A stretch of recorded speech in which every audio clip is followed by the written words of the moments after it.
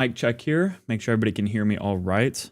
Guess first things first, as you'll maybe notice, I actually have a new microphone set up for this live, and it's going to be my future microphone for all these videos. It's my little Christmas treat to myself, I guess. So pretty excited about that. But yeah, we are here for the 25,000 subscriber giveaway, of course, and just for the live Q&A for all of y'all, and just here to really show my appreciation to you for showing so much support to me and Odin and this entire channel for the last however long I've been doing this now. What are we going on, like a little over 2.5 years? So that's pretty insane to me. 2.5 years? Yeah, that's right. Over 2.5 years. That's crazy. But here we are at 25,000, almost 26,000 subscribers now, which is just mind blowing. So I just appreciate y'all a ton. So of course, everybody let me know if you can hear me or not. Go ahead and say hi to everybody in here. Nathaniel Ray is in here. Let's go. All the early folks here. Andrew as well. Of course, Ahmad showing off his members only emojis and badge, of course. Let's see. Sean is in here too. Nope. Is here. The Jordan Rules for Credit. Benjamin. Professor X. What's going on? David, I appreciate you being here, even though you didn't know exactly what day it was. Let's see. Sean saying almost that time. It is that time now, sir. Then let's see here. Oh, another Sean here. Yeah. Calling out the Sure SM7B. Glad you noticed. Andrew here as well. Jay Sneaks saying good luck to everybody here from, I don't even know how to pronounce your name. Deeb, we'll call you. But yeah, seriously, good luck to everybody. I went ahead and actually drew the winners already, so I'm going to be more revealing the winners to you rather than drawing them one by one, because I figured drawing 25 names in front of y'all was going to take forever. So I did all that offline. But using the random number generators and everything, we have locked in all 25 winners as well as what they're winning. I'll get into some of the details about that here in a second, though. Ahmad, yes, sir. Got that sure mic going on. Chevy, what is up? John McKinstry, glad you could make it. Another one of our members. Thank you for joining us. Killian is in here as well. Felipe, Jillian, not sure which one. Odin is here with us. Odin, say hi. They see you. Shake. Thank you, sir. Good boy. Odin is here for the 25,000 subscriber giveaway as well. Arno, what is going on? Nick, thank you so much for joining us today. A rainy Jersey night for Frugal Dad Finance, but he's made time to be here, so I appreciate you. Luckily not raining here, but yeah, I'm actually really happy about that. It went from like 30-something degrees literally like 2 days ago to then 70 degrees and then back down to like 40. It's been wild here, so I don't know what's going on. Professor X, I really appreciate you. Seriously, that means a lot. Josh, gotcha. Rolling 2 lives. Howdy, y'all. Appreciate you, Matt. Thank you for supporting the entire community. That means a ton. Yeah, Odin is right here for those asking. Well, he's passed out now, but he is here. Arthur, the Beast, Javier.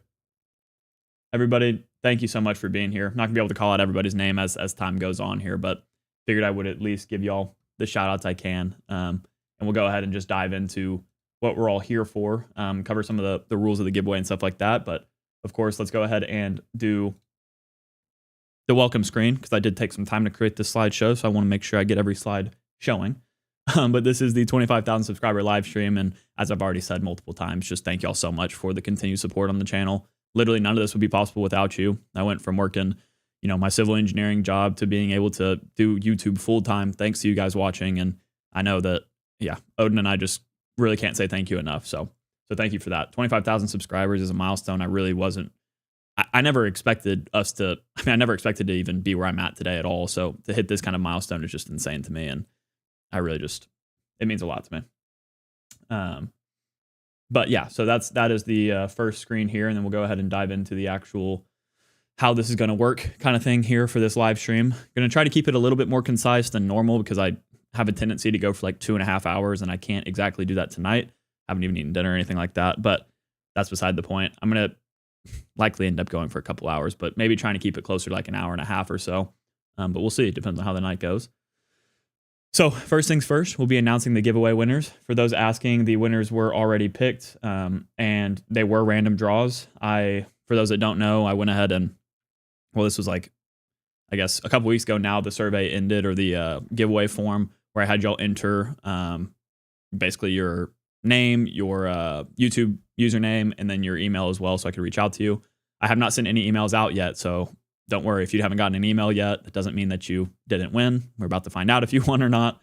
But yeah, so that was all randomly generated through the forms that y'all gave me. And yeah, so selected 25 from there. And I tried to order the priority of what you got based on the random drawing as well, because I let y'all select a preference for what winning you wanted. A lot of people selected, for example, the extra wallets. So not everybody could get them that wanted them.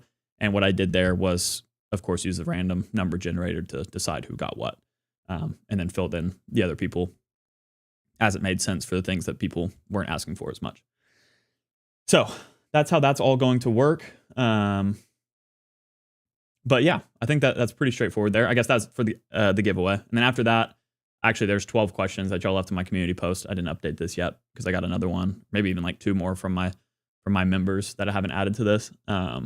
So answering 10 plus of y'all's questions that you left on my community post that I left a couple weeks ago, and then as well as like this past week too for my members. So that's going to be what we do second. And then after that, I will be taking the live chat questions. Of course, as always, the live chat is going to sneak in here and there, depending on if it's pertinent to the topic I'm talking about. If it's completely off base and a completely different question, then just know that I probably have seen what you're asking me, but I'm not going to be answering it until a little bit later. So just keep that in mind. And then, of course, as always, the full live stream. Oh, sorry, I forgot to take this off. The full live stream is going to be left on the live shelf of my channel for those unable to attend right now. Y'all know the drill at this point. If you haven't navigated YouTube before, I have a live shelf on my channel that stores all of the videos after the fact. So you can come check out your winning drawing later if so needed.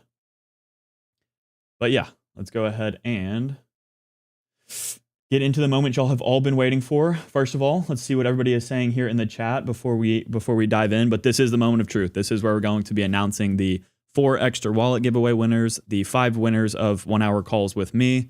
We have the 10 12-month Max Rewards Gold subscriptions that I'll be giving out, as well as 6-month Max Rewards Gold subscriptions as well.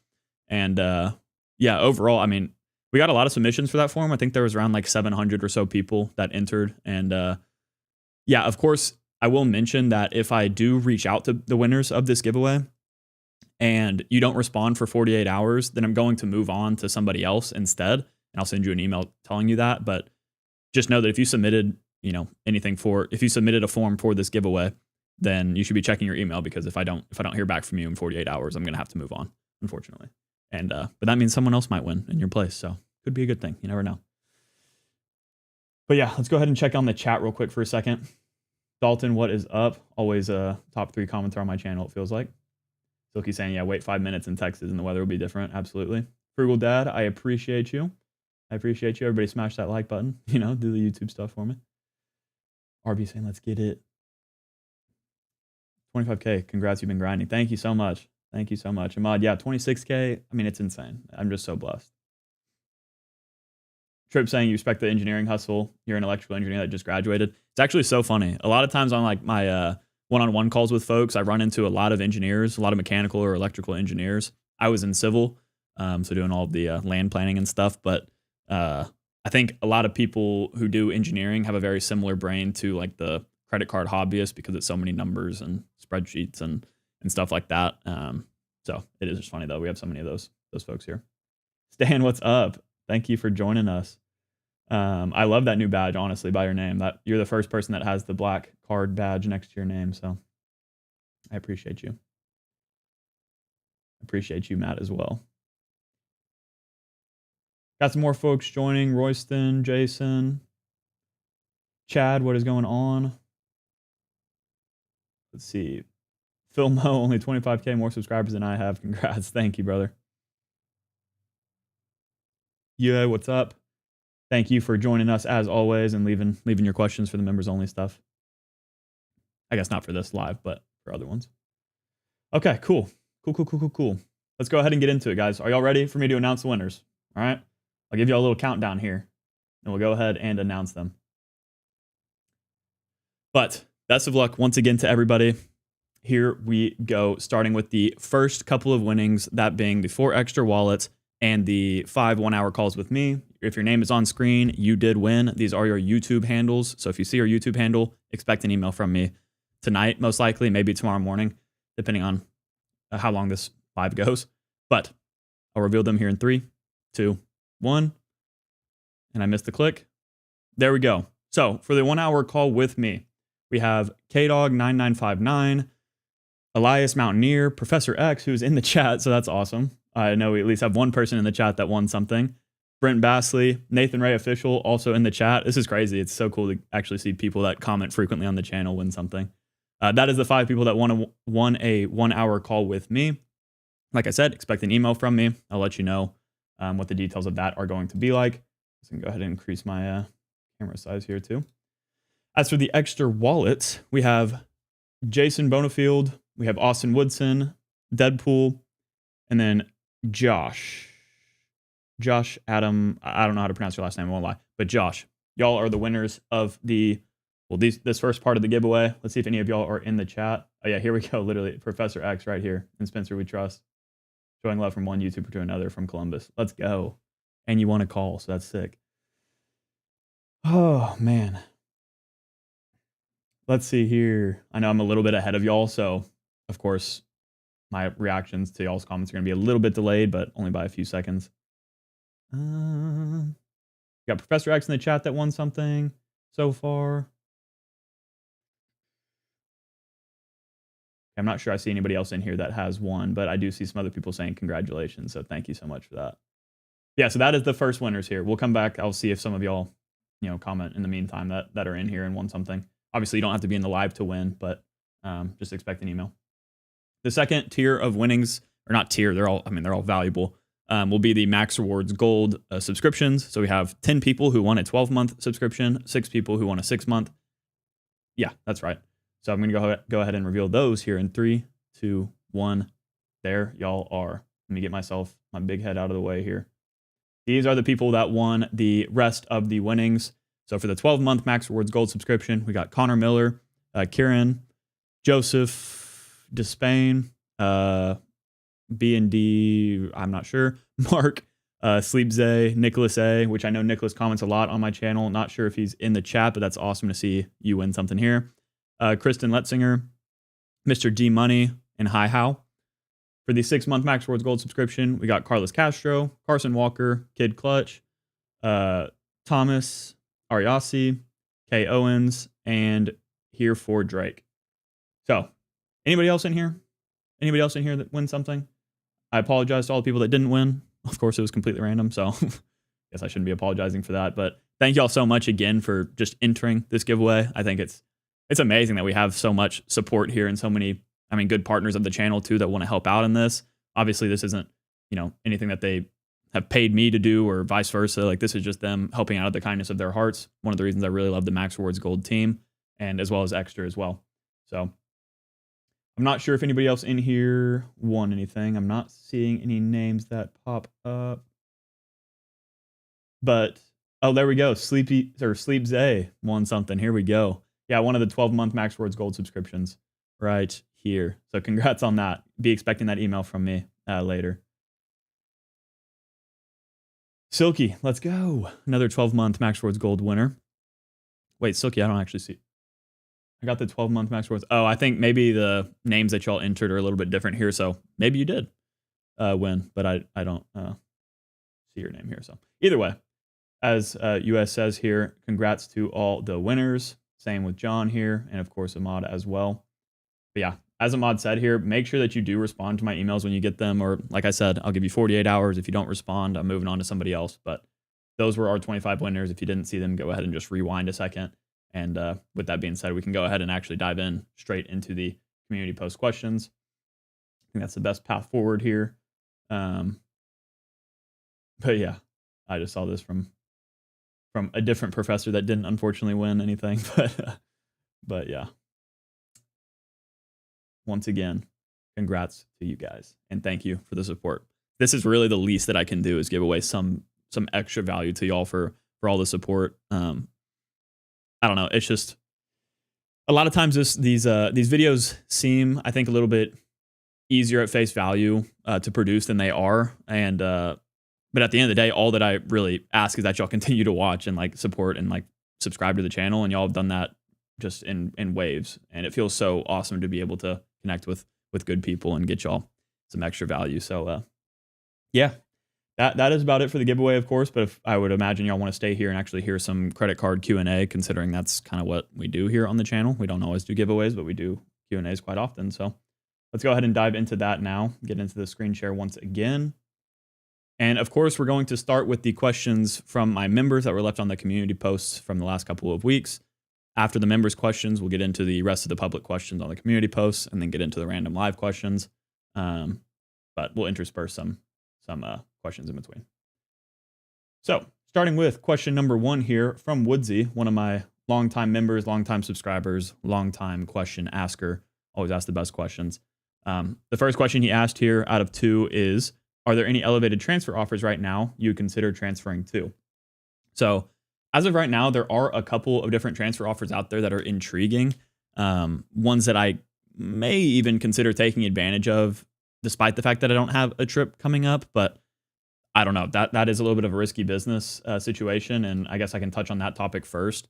I'm kind of the belief that I think of transfer bonuses and like really any kind of bonuses in the same way that I do effective annual fee calculations in a weird way. Like if I wasn't already planning to take a trip with one of the, transfer bonus airline or hotels, then transferring to them without that plan is kind of, I think it's a little bit dangerous because then it might force you to spend extra money that you wouldn't have otherwise. Same thing with an effective annual fee. If you think you're going to get value from credits that you actually wouldn't, and you count that in your effective annual fee, then you're just wasting money at the end of the day. So I will lead off with that. But at the same time, there are some really great transfer bonuses out there that I think y'all should be considering. For example, Chase has a 30% transfer bonus to Air Canada right now. And for those that are thinking like, oh, I can only book flights with Air Canada if I want to go to Canada or somewhere abroad. That's not actually the case. You can use Air Canada to book United flights. Of course, the most value you're going to get from Air Canada will be booking business or first class flights to Europe or Asia or something like that. But thanks to airline alliances, you can use Air Canada to book United flights, which can be used domestically and could give you a higher cent per point value. Chase also has a 20% transfer bonus to Air France KLM Flying Blue right now. That's exactly who I used to get my business class flights to Croatia, and that was around like a 4 cent per point redemption. And that was during a period where I did not have any transfer bonus. So if I had to use 20% less points, 20% less of 120,000, then I would have gotten a better cent per point valuation. So, but I did like my flights with Air France. I thought the business class was pretty nice for sure. My first flight was a little bit rougher because it was a 2-2-2 setup where I had somebody next to me and I didn't realize I was going to have that. But on the way home, it was a 1-2-1, meaning that I sat by myself, and that was a lot nicer. But those are the 2 main transfer bonuses that I would consider using right now. But again, I don't know if I would want to go store points there without having any expectation of a trip coming up. You just have to be wary of what the expiration terms are for each point currency.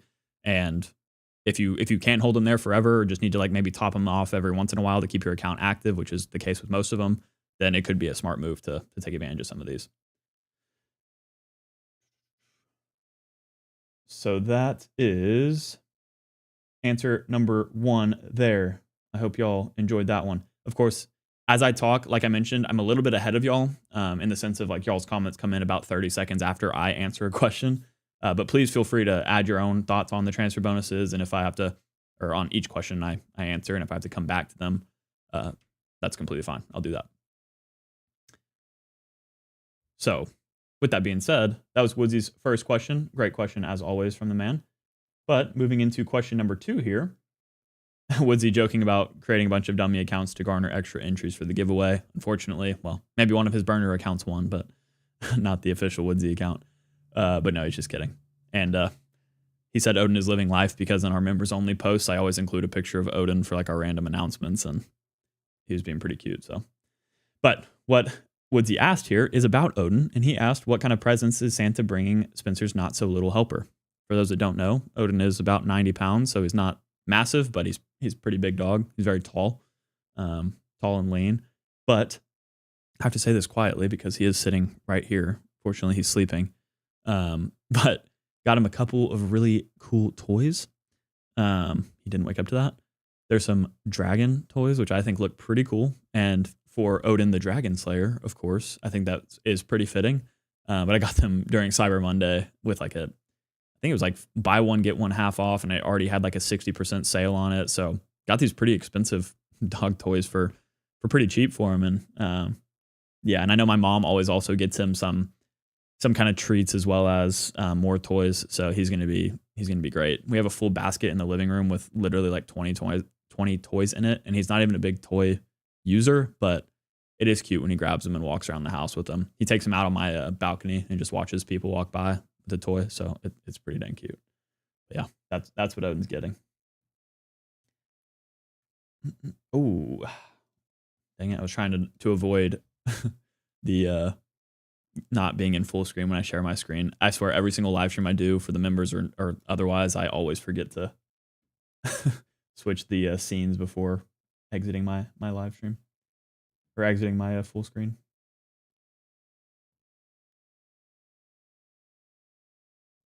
All right. Woodsy, again, thank you so much for the questions. We're going to move into our next members question here. This one coming from Bianca S. What Bianca asks is, well, what she said is, not sure if somebody already asked, but I remember a while ago you mentioned how you were planning to do more road trips. If this is so, do you plan on vlogging your excursions and tying them into your credit card strategy? So, for those that don't know, I really do love road tripping. A big thing that happened this year, a big development in my life, is that I was able to buy a Sprinter van that's fully converted into like an RV from my stepbrothers. They converted them back during lockdown and stuff, and then ended up trying to sell them. They sold one of them, but they had another one they were holding on to, and it was one that I was using like here and there just for fun. I guess I did like a test run with it before they even offered me to buy it. I was never expecting to buy it, but fortunately was able to after that trip. And that trip was one where I took my dirt bike up to Savannah, Georgia, rode with one of my good buddies that has a YouTube channel actually, and he does dirt biking stuff, and his name is This Is Dane. So if you look up his content, he's great. He's a great dude, and I think he deserves all the subscribers in the world. I'm about to sneeze, so maybe give me a second. God, don't y'all hate when this happens?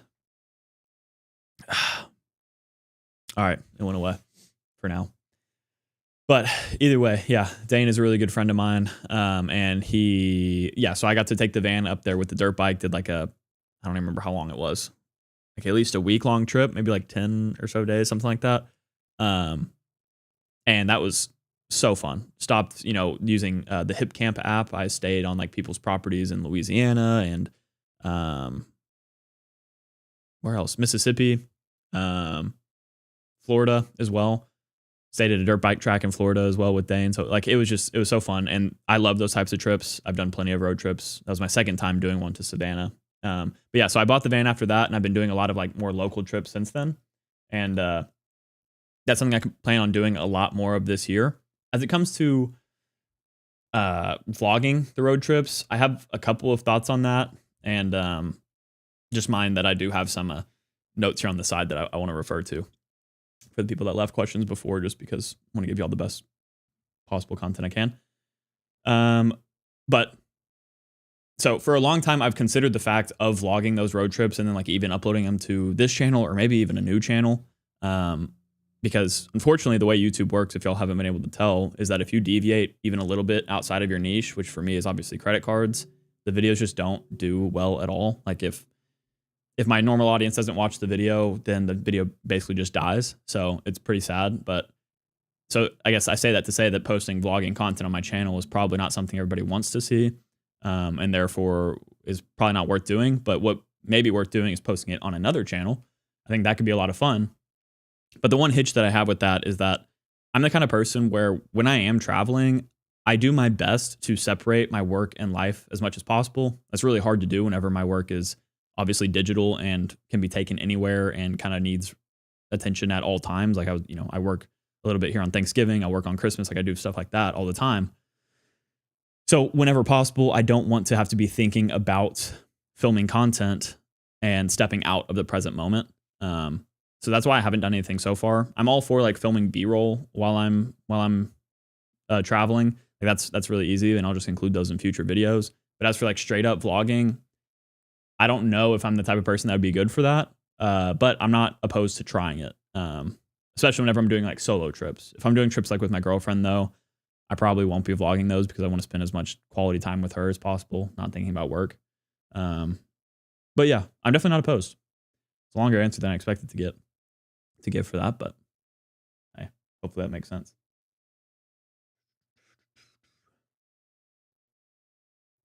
Let's see here. What is up, Anthony? Thank you for joining. Thank you for joining. Dead Pride saying there's a chance to still win. There is still a chance to win if the giveaway winners don't respond to my emails. So you better hack into their emails and not let them respond. Don't do that. That was a joke.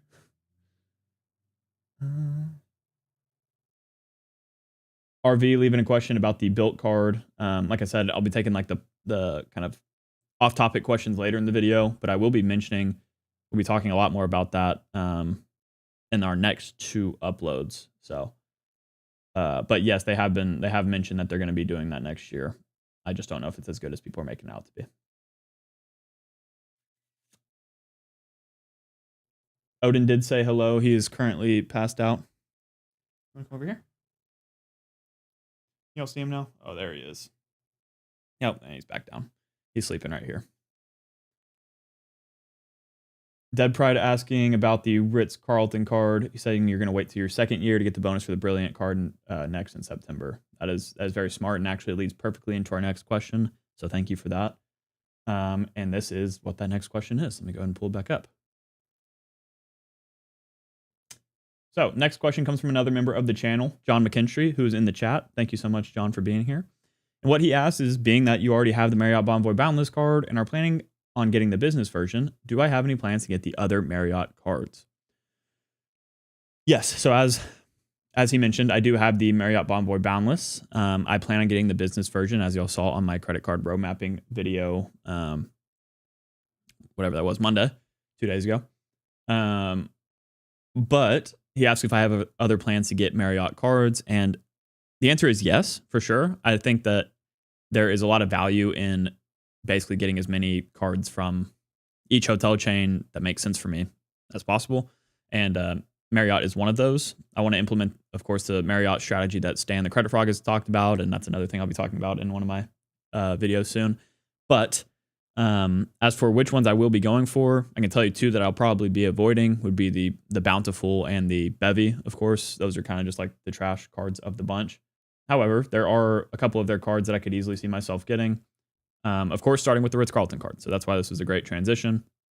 The Ritz card is one that I could definitely see being in my future, more so than really any of the other cards. The problem with doing that, which goes back to what Dead Pride was saying here, is that if I was to product change to the Ritz card, I then lock myself out of welcome offer eligibility for the Marriott Brilliant card, which does sometimes have some insane welcome offers on it. So there is a path in the future where I go for the Brilliant card first, since I haven't upgraded to the Ritz yet. Or if I do end up upgrading to the Ritz, I could downgrade back to the Boundless card, apply for the Brilliant, and then later product change again to the Ritz. That would be a much longer term strategy. But yeah, the more likely situation is that I will just upgrade straight from the Boundless card to the Ritz. And then, yeah, maybe I have to downgrade it again in the future if I need to. But I don't know. I don't really, I've talked about this a lot recently, and I don't want to beat a dead horse here, but the reason that I haven't got the Ritz card yet is because I don't want to be stuck in a situation again like the Amex Gold card where I convince myself that I'll get positive value from credits and benefits that I actually won't or will have to go out of my way to use. And really the only value add that the Ritz-Carlton card gives me right now is the 85,000 point free night certificate. Of course, I can use that $300 travel credit and get some value back, but the only added value I get without having to go out of my way would be the 85,000 point free night certificate, but I don't have plans to use that yet. So there's really no reason to me product changing until I have those plans. And I found out the hard way about that mistake that I made with my Boundless card, and I'm going to be talking about that in next week's video. So I won't drone on it here. But yeah, Hopefully that makes sense. Hopefully they didn't add more questions. But yeah, let's see here. Going back to the chat for a second. Odin is quite adorable. Let me see if I can bear with me here. Now tell me that's not cute. I'm breaking the fourth wall here. You can see into my bathroom. Just don't look closely. But look at this guy. I mean, he's so cute, dude. He's a pretty good boy. Oh, that's why I'm going to sneeze, because I'm petting him. But it's so worth it. Boom. Back to it. Odin is pretty adorable. I will say that. Jordan asking about the Southwest Companion Pass. Super stoked on that. Speaking of my roadmap from the last question, of course, the priority card is next up on my list, and I plan on going for that here in 9 days now. So that should be fun. But I'm so excited to use it. Like, I'm already thinking of trips that me and my girlfriend can take and use that. Speaking of hotel credit cards, of course, this question is relevant to the question I just answered, so I'll go ahead and answer it now. Any recommendation on hotel credit cards in 2025?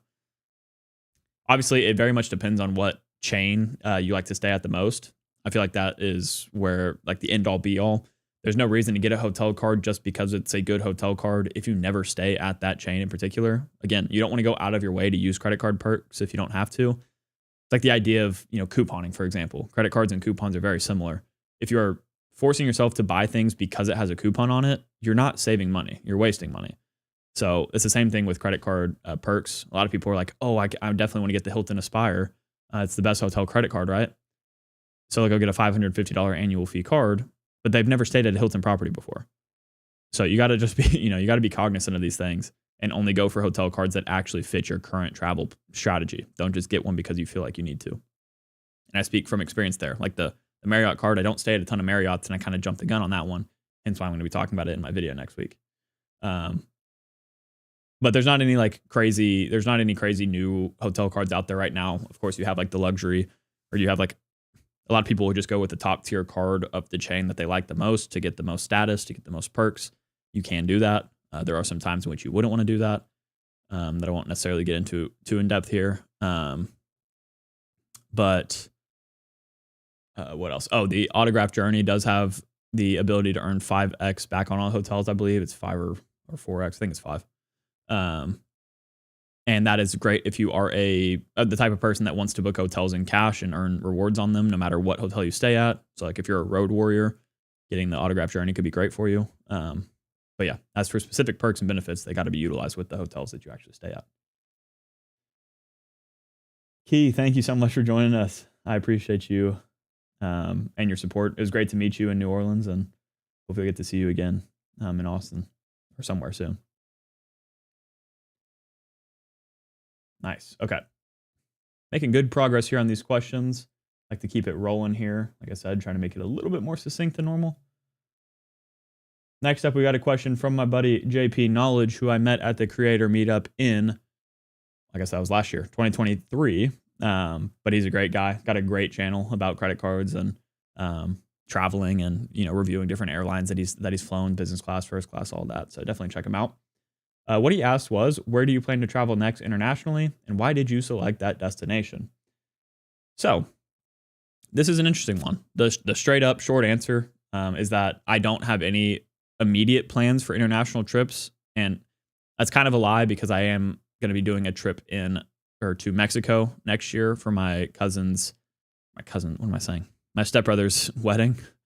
So that's going to be a big deal, but we don't have any dates set for that just yet. I think, probably be like latter half of the year, obviously, because they're going to have to book all this stuff in advance. But that doesn't even feel international to us here in Texas. I mean, that's just like going to the state over. So I guess it's international. I'll definitely keep y'all updated on that on the channel if or whenever that does come up. But as for any places that I would, like to stay in the near future, but don't have plans to do so, I think the biggest one would be to like somewhere like Italy, basically. Like I've never done like the full Italy tour and gone to all even the touristy spots, but I've seen so many people I know recently go and have like the best time ever. I also hear that as somebody that If y'all don't know, I can't have gluten or dairy. I hear that if you go to Europe, you can basically have those things. I'm not sure about dairy because lactose intolerance, I think, probably wouldn't work that well, but you could definitely have the gluten there. And I didn't try that in Croatia. I've been told that I should have tried it, but I really just didn't want to ruin my trip by having gluten when I can't. But yeah, I guess that would be like my dream trip soon would be to Italy, bring my girlfriend with me. Solo trips can be fun, of course, but now that I have a significant other, it's much more fun to bring her. The one problem with getting her to be able to come is that her PTO schedule is just a little bit weird since she's started at a new company this year. So just like accumulate PTO days and stuff. So that's why I don't have any big international trips on my radar yet. Also, as y'all know, I'm definitely more of a domestic traveler. Like that's where 90% of my trips take place. And I think that's why a lot of y'all actually maybe resonate with my content and my style of playing the credit card game, because I am a domestic traveler and I'm not always out there looking to, book first class flights internationally, even though I love to do that. I've only done the business class once, but I would love to do more. That's just not what my strategy actually comes out to be right now. So of course, I'm going to continue to post all of my trips, at least share some insights from each of them on the channel. But they mostly will be domestic trips, and I'm sure that I'm going to have a lot of those come 2025. So yeah. Oh, let's go. The Jordan rules for credit. New member to the credit club. That's a cool little graphic thing here. Not sure if y'all have joined my last public live. I think I did with this new setup, but I've got a whole new like streaming setup going on here, and I love that it actually shows y'all's badges and stuff because what I was using before did not. So thank you so much for joining the credit club, though. We appreciate you being here. Hopefully you enjoy all of those members only Q&As. I think we've done like 23 or something at this point, so you can go back and watch those and start asking your own questions and get those answers in members only live streams at least once a month, and then the check-ins every couple weeks. Thank you so much for stopping in for your first live. Ollie, I don't know. I'm going to say Ollie for that one. Be Ollie or something like that, but thank you, sir, for stopping in.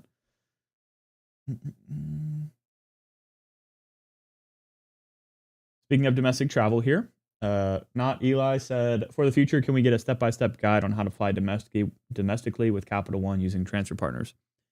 I definitely need to do like a series on how to maximize value from each transfer partner that I have access to, at least, since I know how to do those from experience.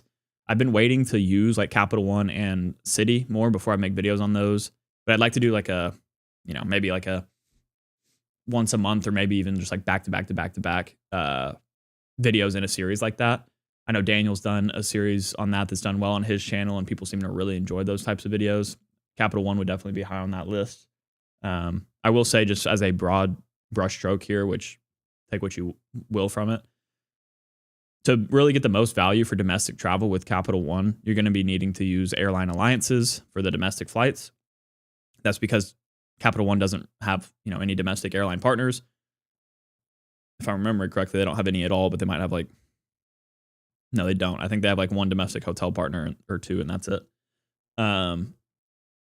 So you're going to be needing to use airline alliances. Like we talked about earlier, you could, transfer your points over to, oh,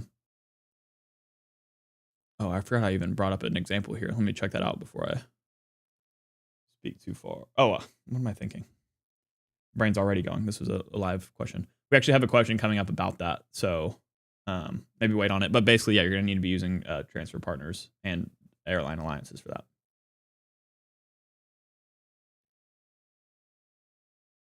Globe Traveler Extraordinaire asking, do you have any experience doing an airline around the world itinerary like the ANA business around the world for 125,000 points? I imagine you might have experience with that, with your name being Globe Traveler Extraordinaire. I personally do not. Like I mentioned, I'm mainly focused on domestic travel here on the channel because that's what I do the most of, so I feel more of an expert in that category. I'm pretty sure I could very quickly figure out, how to make that trip happen and make a video about it, but I like to speak as much as I can from experience, so that's why I haven't mentioned anything about that on my channel. But it sounds like a very interesting redemption. Odin is awake. Yeah, Stacy, this is yeah, he's kind of in and out of sleep. He looks pretty funny on the camera though.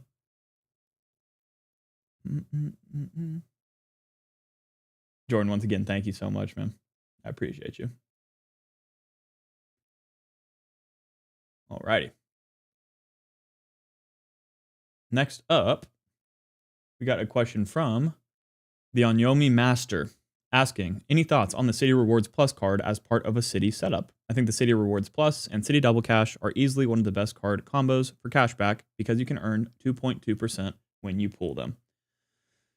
So yes, I do have some thoughts about the Citi Rewards Plus. For starters, for those that don't know, as they mentioned here, what the Citi Rewards Plus effectively does is give you an extra 10%, basically points in general, for every dollar you spend. The way it works, though, is that you get, well, I'll just pull up exactly what it does for you so you can don't mess up the verbiage here. But it gives you 10% of your points back when you redeem up to the first 100,000 points redeemed per year.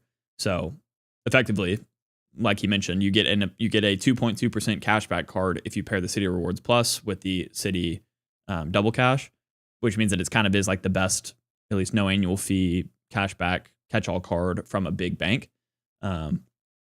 Obviously now we have other options like the US Bank Smartly, but that card doesn't have a welcome offer.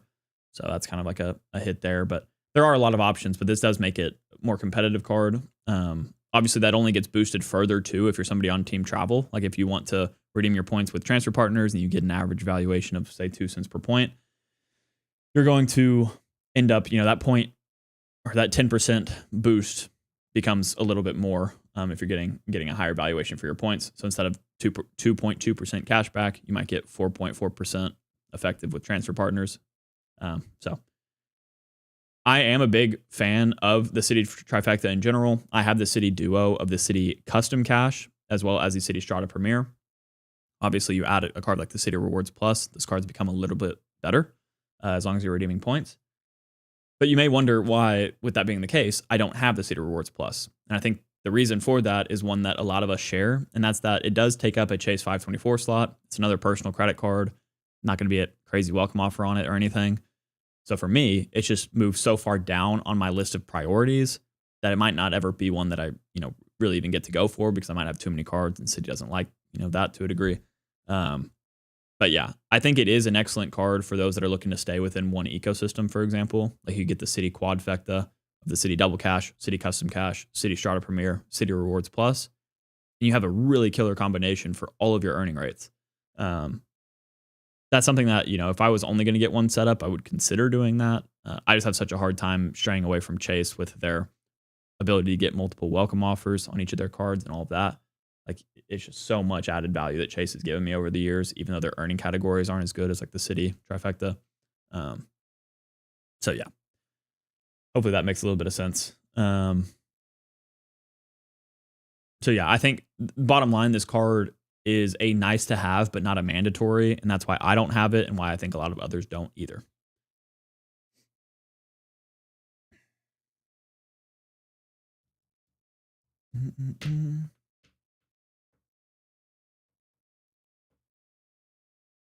The kid talking about best credit card offers you'd recommend. I guess it kind of applies since I just talked about how the Rewards Plus is not one I would go for a welcome offer. And I guess my biggest question or biggest proposition to you would be why not business credit cards? If you haven't started those, I mean, that's where you're going to get the majority of your value from high spend times. You're right, though, in saying that there aren't a ton of crazy offers out there at the moment, at least that I can think of. I don't remember any that I've posted about recently that caught my eye. There were a lot of offers over the last month, but those are all expired now. So yeah, the only elevated offer that is applicable to me is the Southwest Priority card. But as I mentioned in the roadmap video, I'm going to wait for that to expire before applying for the card because the return on spend is not as good as the base offer. So fortunately, I don't have any help for you here, but I know somebody in the comments will give you some card I'm not thinking of.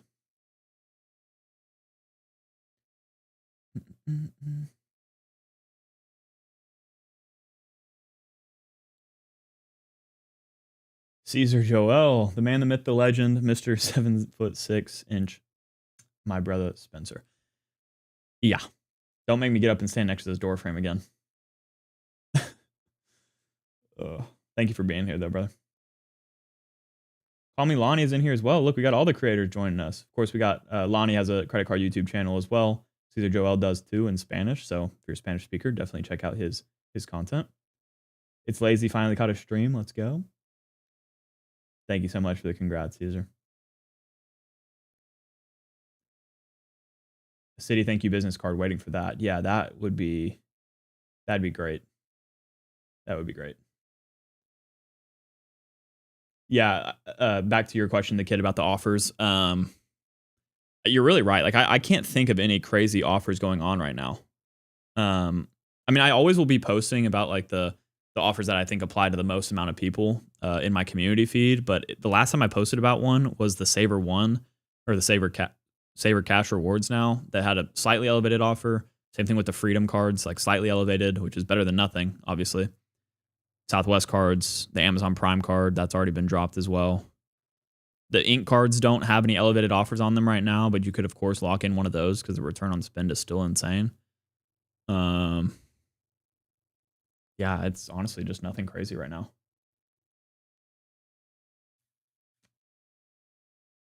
UA asking about the Citi Citi plus American Airlines exclusive partnership and how that's going to shake up my roadmap, especially if Citi points can be transferred to AA directly. If that was the case, absolutely, it would impact my roadmap. I don't want to get too gung-ho on this yet. First of all, because that exclusive partnership doesn't take place until 2026. So not super exciting for even the next year. But my next video on Monday, I guess I'll give you all a sneak peek. I don't know how many people are actually in here because I can't see that right now. But for those of y'all that are hearing this, keep it quiet. You're in on the beginning stages. I have a video coming out on Monday about... Oh, wait, that's a lie. This is 2 videos away. Sorry. Well, I'll tell you the 2 videos away then. I have a video coming out in 2 weeks about my credit card predictions for 2025. I think it'll be really interesting to like look back on in a year and see which ones were right versus wrong. I do mention something about the Citi cards and that partnership, but again, not something to be super excited about yet, I don't believe. But I think there will be some more things to be excited about with Citi come 2025, and that's one of my predictions. So we'll talk about that later.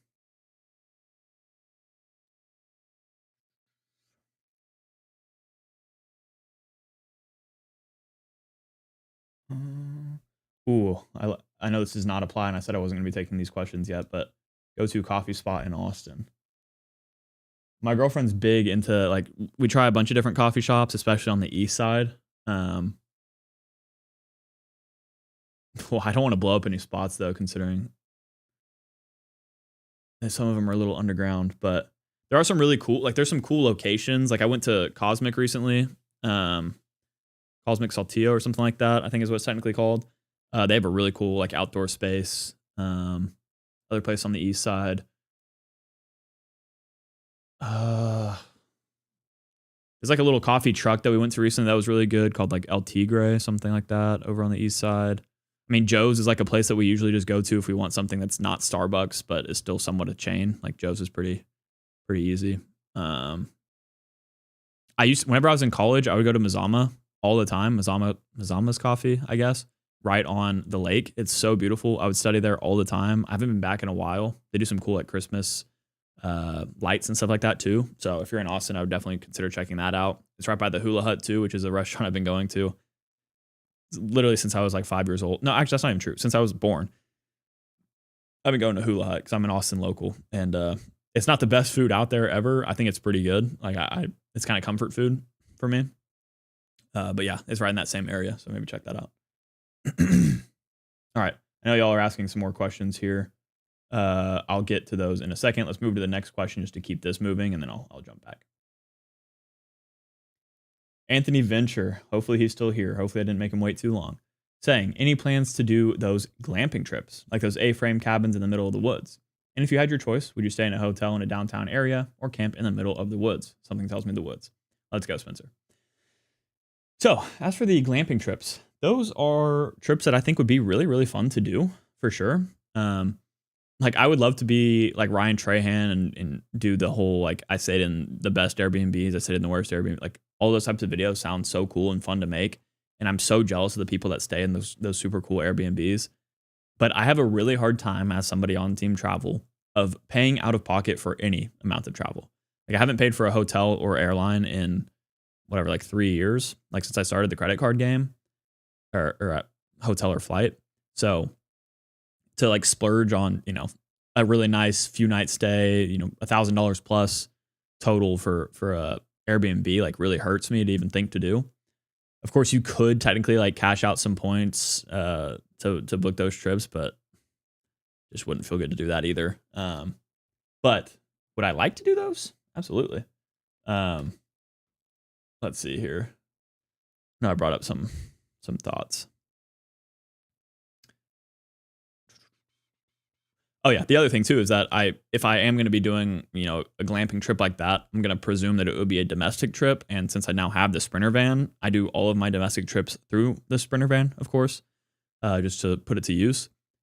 The one situation in which I could see myself doing a nicer Airbnb kind of stay like that would be, again, if I'm doing it with my girlfriend, especially because of her PTO stuff. Like she couldn't necessarily go on a road trip up to like Oregon or Washington, where I would really love to do a glamping, or not glamping, but like a really cool, like outdoorsy cabin kind of trip. I would love to do it up in that area and drive the van to do it, because you don't even need AC for that trip really, because it's so nice weather. The weather's so nice. But yeah, since she doesn't get PTO like that, we probably have to fly, and then maybe just could buy, or purchase an Airbnb for a few nights. That could be an option. But let's see. Answering the second part of your question, 100%. You're going to see me choosing the woods over the city all day long. I think that's a big part, and thanks to where I grew up. I grew up in not downtown Austin, but I grew up in Austin proper up until about 7th grade. And then after 7th grade, I moved out to the hill country, and that's where, I got into the love of like hunting, fishing, skeet shooting, riding my dirt bike, our Polaris, 4-wheelers, all that stuff. And after experiencing that throughout high school and college, and even up until, now, I do not think that I don't picture myself long-term living in the middle of a city or even in the suburbs. I feel like I'll be wanting to get out on some land at some point in my life. And whether that means it's going to be much later in life because we need to be close to the city for, my spouse's work or what have you. I don't know about that, but I definitely see myself living in the woods long-term rather than in the city. So yeah, got Anthony's questions in there.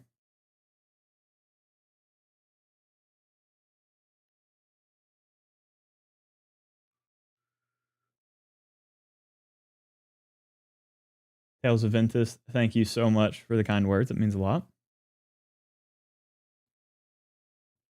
Professor Wamsgam saying no great business card bonuses these days, it seems. Yeah, honestly, there's not any really great offers out in general right now, which is unfortunate.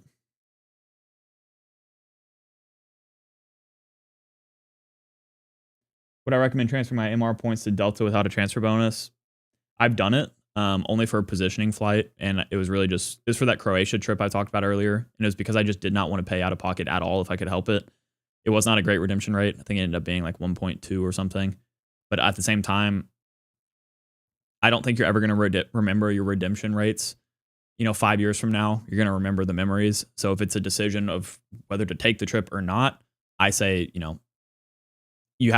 using those points in that way is not the worst decision ever. Of course, you can always get more value elsewhere. You can save some points, use it for future travel, but sometimes making the memories is worth it. So I'm not going to say it's good or bad. Stan the credit frog coming in with a $20 super chat. This dude's insane. Stan saying 25K. Woohoo. Happy holidays, Spencer. Get another stocking stuffer for Odin. Odin, you hear that? Stan is going to get you a gift. Stan said you get a gift with this super chat. So we're going to have to definitely get him something else.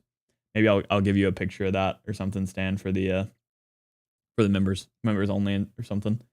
You're so kind, dude. And you just topped it off with another 5 for the 25K. You were way too kind, dude.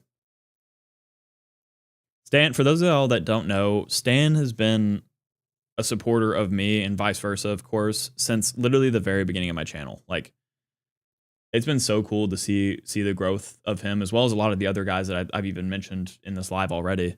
But Stan in particular is somebody that I think I've met. Me and Stan have met each other the most in person He's just a genuine great dude. I mean, there's nothing to not love about Stan. So I just appreciate you a ton, and yeah, I hope I can repay the favor of all the support you've given me over the last few years. Stan is truly the GOAT. That's so kind, dude. Thank you. John saying, I don't think I can live in a city being that I grew up in a rural area, and that's the type of area I live in now. I completely agree. I went to college in downtown Austin.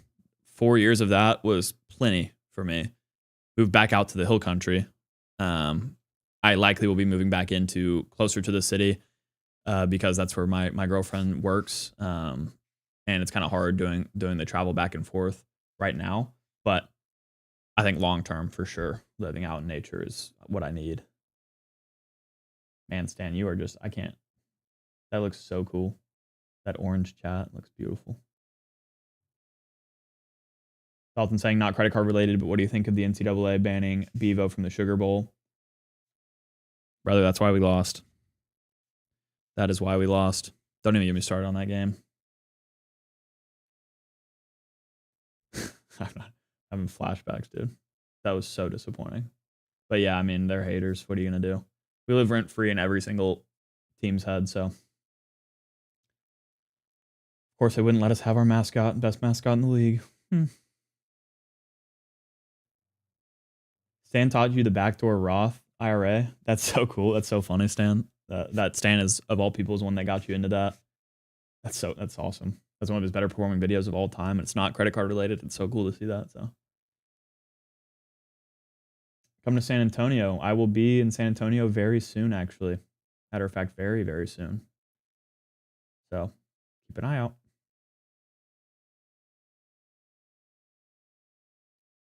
Ooh. What did I just do here? Oh. Ramsgam saying, it's all about knowing what kind of life you want to live, not following a cookie cutter idea of the American dream or where you should live. I completely agree. Obviously, yeah, I'm not exactly following the normal path anyways of what the American dream may shape up to be. And I say that from a very privileged perspective because I'm able to do what I do now. But of course, all of that came with a lot of hard work. Either way, it's not the path that a lot of people would take, being, a full-time YouTuber, basically.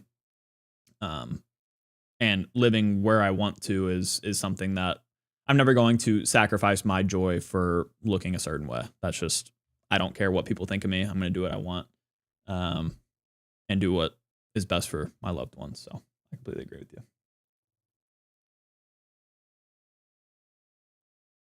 Stacey, thank you so much. Yeah, Odin is in and out. You've been commenting so much on my channel lately, like it really means a ton. Like the people that comment on my channel a lot, I see y'all's names, I remember them, I promise you. And that's why I think it's so cool that some of y'all won, some of the winnings today. Y'all support.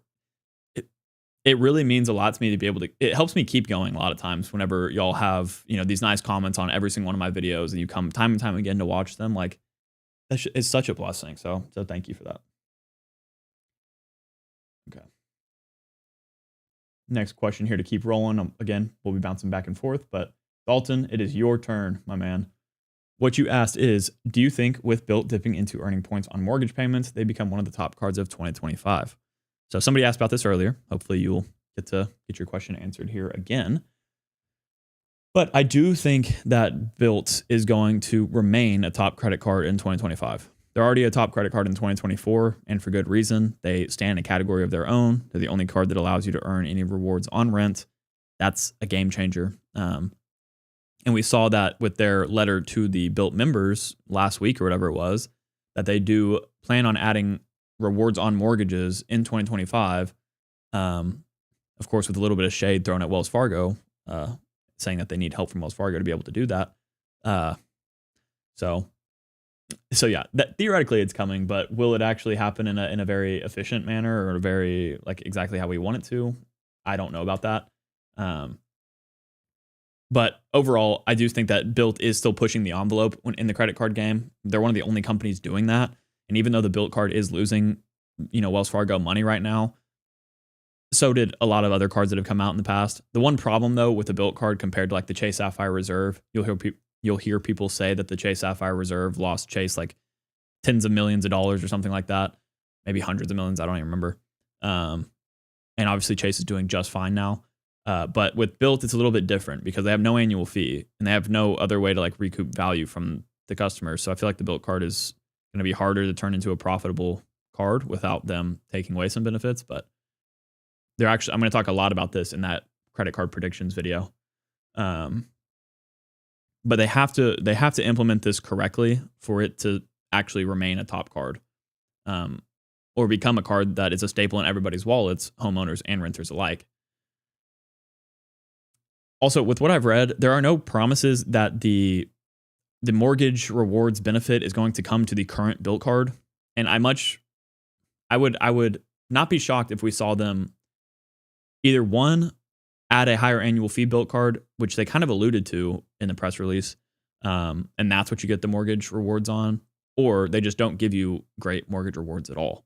Like maybe it's going to be not a full 1x back, or it could be more like the other program they have where if you don't have to have a Bilt card, you can just earn like 250 points a month by paying your rent on time with Bilt through one of the Bilt Alliance properties.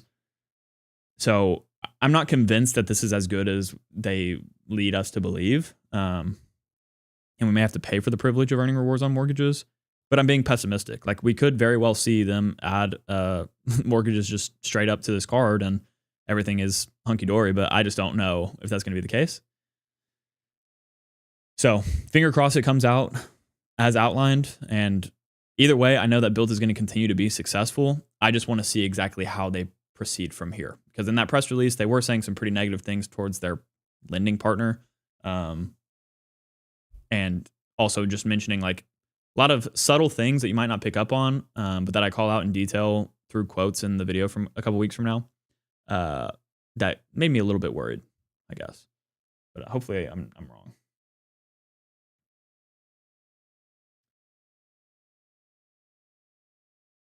Bilt will be king, says the Jordan Rules for Credit.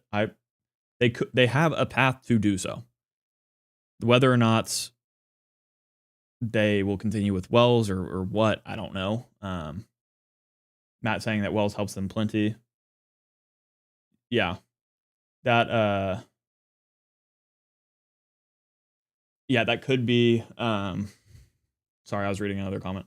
But Wells does obviously help them a lot. They are losing money on the card, but they're making money on other products, I'm pretty sure. So, well, I guess that's not even true because Wells doesn't have, I don't think, a piece of the rest of Bilt's business. They only have the piece of the card, which is only 15% of Bilt's business, and that card's losing tens of $millions like a month, basically, for them.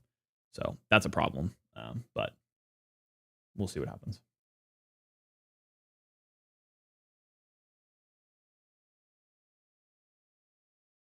Jordan saying if or when Bilt adds a card with an annual fee, I think it'll be OP. That is definitely the hope. We've seen them do a lot of really great things in this space. I think it's a card that every renter should have in their wallet.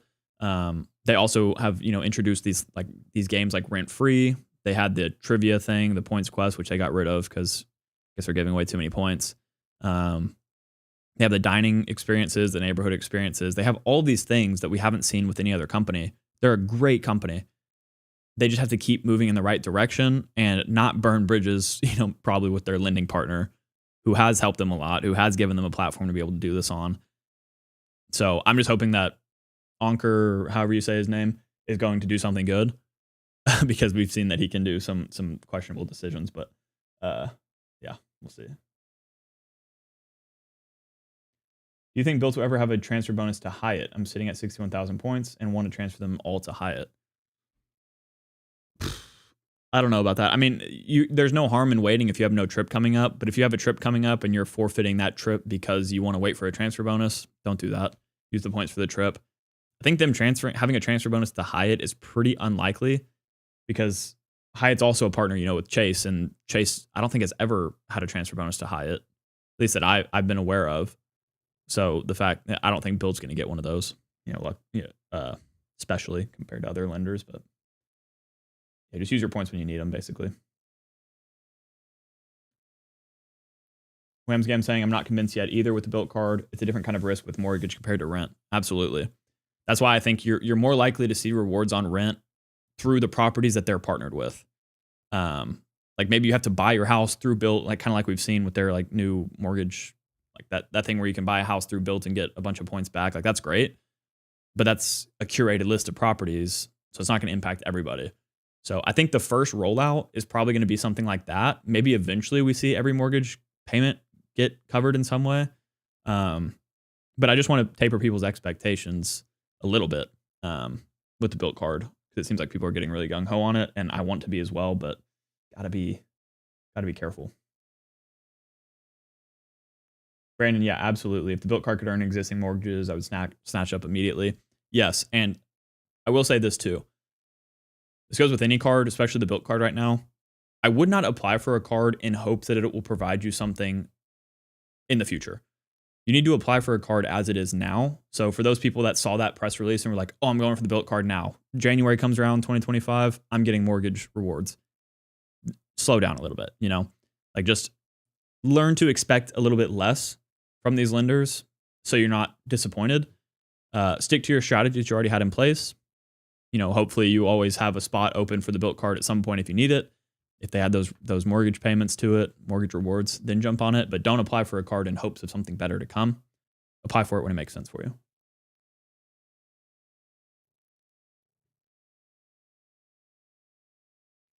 Mm-hmm.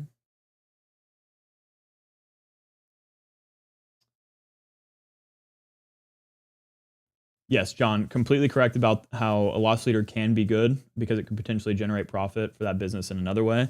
100% right. That's like what I was talking about with the Chase Sapphire Reserve. It took a massive loss on that card for future profits. For whatever reason, I think we're seeing like public, kind of like, I don't know, try not to obviously cuss on stream here. We're seeing them throw a bunch of garbage at each other, Bilt and Wells Fargo, which I haven't seen before.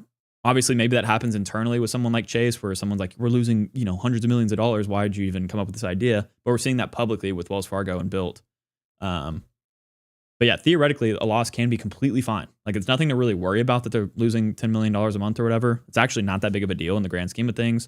But whenever they're constantly bickering back and forth, that's where things become an issue. Fun. Making a fun donation here of a $5 super chat. Thank you so much. You said, let us know a secret to searching for low points for business class. I think you might have maybe missed the second part here. Tell us a secret on point gains, or tell us a secret on points gains, maybe is what you're trying to say. First of all, again, thank you for the super chat. A secret to searching for low points for business class. There's going to be a couple of methods for it. Obviously, you can use a tool like seats.arrow. That's going to be your best bet in finding award availability without having to do the manual research yourself. That'd be step one, is use a tool like seats.arrow. Daily Drop Pro just came out, which is a tool that's very similar to seats.arrow, but even almost more encompassing. I'm a Daily Drop affiliate partner, so I do have access to that, and I've tried it out in the past, right when it first launched, and I could see some really great potential from it, like much more than seats.arrow. But also had some hard time finding availability. That could have been just user error. But yeah, seats.arrow, Daily Drop Pro are two tools that I'll be testing out more of. There's plenty more than just that, but those are two good ones. The way that I found my availability is a little bit different because whenever I book my trips, I have set dates that I need to book within. So I just got really lucky in the dates that I booked. There were some business class availability with Air France to Croatia. I did search between different partner airlines like Lufthansa, Air France, anything I could. I tried every website to see what had the lowest points cost, but it came out to be Air France, obviously, 60,000 points each way for business class flights, and take that all day. But there's not like a big secret that I'm like keeping from y'all when it comes to booking low point business class flights. Like that, it either comes down to a bunch of hard work, as in like you going to each website and doing it yourself, or doing that plus using seats.arrow or Daily Drop Pro, see what you can get there. Just curious, are you left-handed? Yes, I am. Well, this is my left hand, but I am left-handed. I'm left-handed when it comes to like fine motor skills. So when I write and stuff like that, I'm left-handed. But when I play basketball, throw a football, do any of that, I'm right-handed. Well, fun fact for you.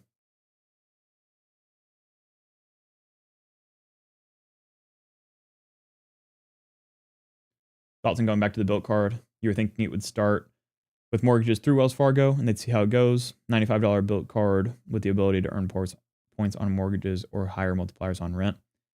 Yeah, I definitely could see that being the case as well. They're definitely going to do some kind of tester, I think. I don't think they're just going to release it to the public. Everybody can get mortgage payments covered now. Like that can't be how it works, I don't think. Or remove the required spend to earn your monthly points. Yeah. It'd be interesting to see like a higher tier Bilt card with like automatic silver status or whatever. Like that'd be pretty cool. I don't think they would do that because they want you to spend on the card, but I don't know. We'll see what they offer.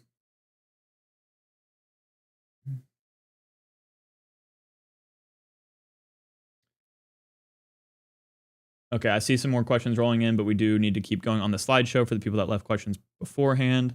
And I'll get back to y'all's live questions in a second. Bob L saying congrats on 25K, or Bob I, sorry, one of the two.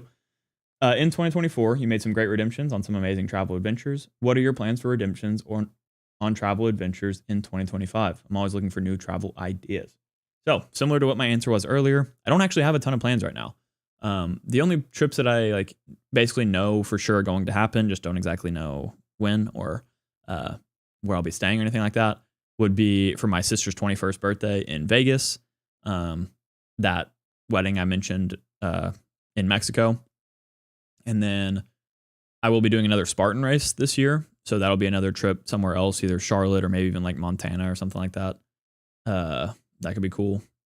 So those are the big trips. On top of that, I also plan on booking. Trust me, I've heard y'all loud and clear. I really want to bring back the Creator Conversations series. I just want to do them in person. Now I have a second microphone that I can bring with me. Could maybe use a second camera. But either way, I'm going to start doing Creator Conversations episodes again come 2025. I told y'all I would do them this year, and I literally didn't film any. Mainly just because I was doing the 2 videos a week for a while and all of that. So now I'm back focused on what can expand this even further from my normal content. And I think Creator Conversations are best for that. So I plan on booking at least a few trips for those come 2025 as well.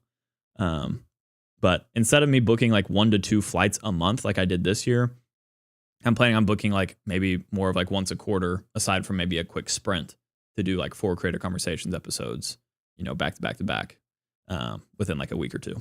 So that's about it though for my plans. Of course, on top of that, I'll probably do 5 to 10 more road trips locally. That'll be mostly done in the Sprinter van or just in my 4Runner. Other than that, nothing massive on the schedule.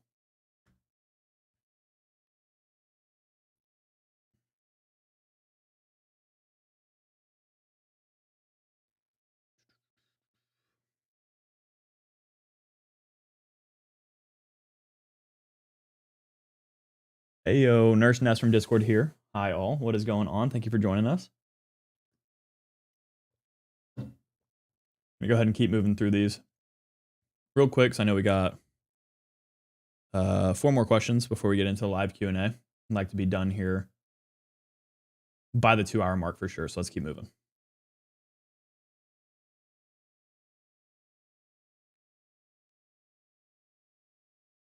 Stacy, Spartan Race, I'm here trying to do a 5K with my 14-year-old.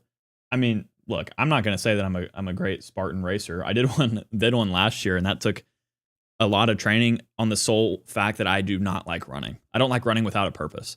Spartan Race is a little bit different because you can, you're running to another obstacle, and the obstacles are actually fun. Like, at least for me, I really enjoyed doing all the crazy obstacles, and they were difficult, but a lot of fun.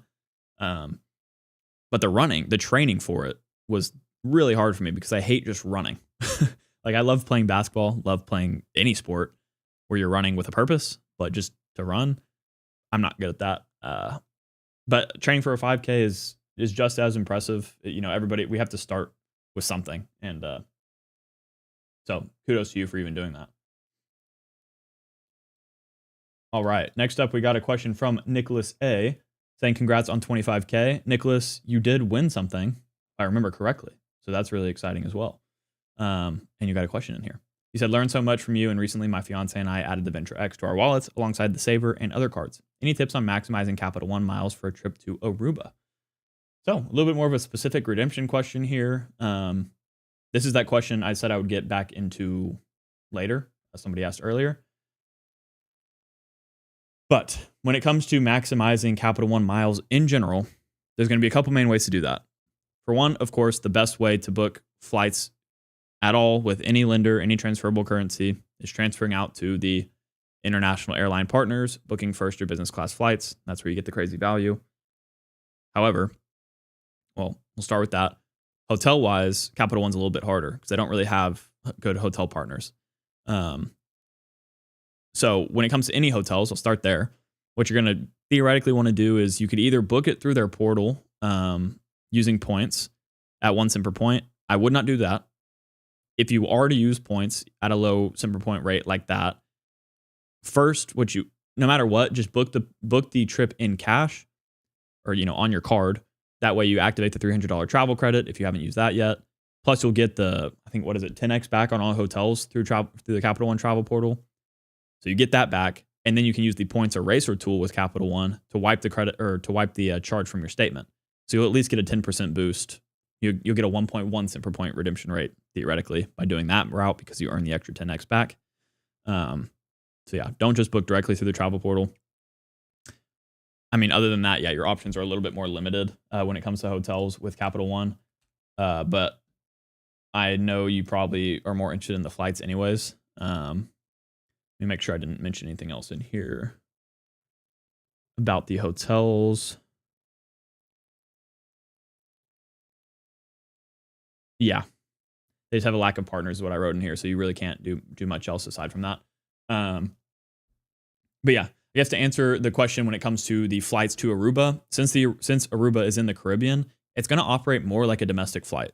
Since it's like a short haul trip from the States, you're not going to have to worry about transferring out and getting this massive 5 cent per point value with a first class flight. It's not a long enough flight to really get insane value from necessarily. You probably can find some sweet spots out to there, but it's not going to be the same as like going to Europe.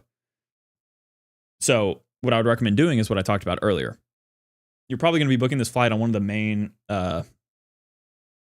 main airlines domestically that we have, like American, United, Delta, Southwest. And in order to book a hotel with your in order to book one of those flights with your Capital One miles, you'll want to transfer out to an international partner, use the airline alliances to be able to book that domestic trip.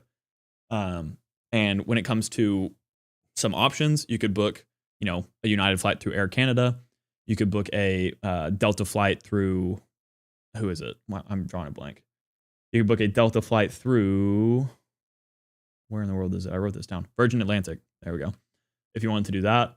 And that's thanks to the alliances like United and Air Canada are part of the Star Alliance. Then you have Delta and Virgin Atlantic through their alliance as well. That's probably where we're going to get the highest cent per point value for those types of redemptions, since it's a short haul flight. But you're definitely going to want to compare all of your options. You want to compare the travel portal just in case there's some really great deals in there. But yeah, definitely compare your options and just see what's possible. You may want to do a positioning flight if you're not, if you don't have a direct flight to Aruba. You might want to do a positioning flight first. Then you can find a better redemption rate with a different airline maybe. But yeah. Just remember what I said earlier about the points eraser tool. If you do end up using a portal with Capital One, they have that points eraser tool. So it's always better to book in cash or on your card and then pay yourself back with that tool rather than booking with points through the portal.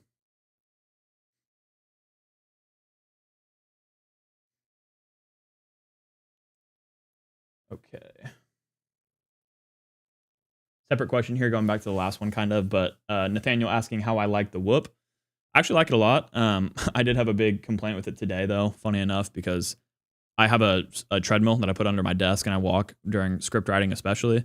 It gets my brain going. And it didn't track any of the walk, which is so annoying because I'm in a little group with my buddies and we compete on like strain and recovery every week, which is a really great feature of the Whoop. But yeah, I didn't track that. So that kind of really annoyed me, actually. But either way, it's been really nice. It helps me stay accountable more than anything. So even though it's expensive, I know that by having it, I'm going to continue to work hard every week and not let myself slack. Because whenever I start slacking, I feel really bad about it. I never take the Whoop off, so it's always reminding me to like go work out or get better recovery. So I like it a lot.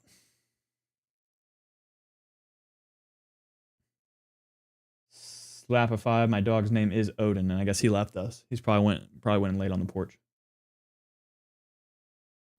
Boxer saying everyone knows it's Odin. Yeah, it is Odin. Odin, actually, just so y'all know. Like the god. Nicholas, thank you for your question. Moving over to one of my good friends, actually. Oh, I forgot to. Yeah, I messed up again.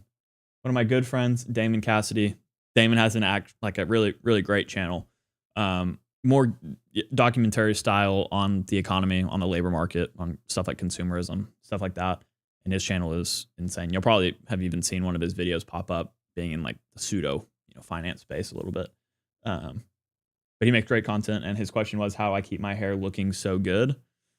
And brother, let me tell you, first of all, your hair looks pretty dang good. I don't know if y'all can tell from this profile picture, but I need to get whatever this guy's on.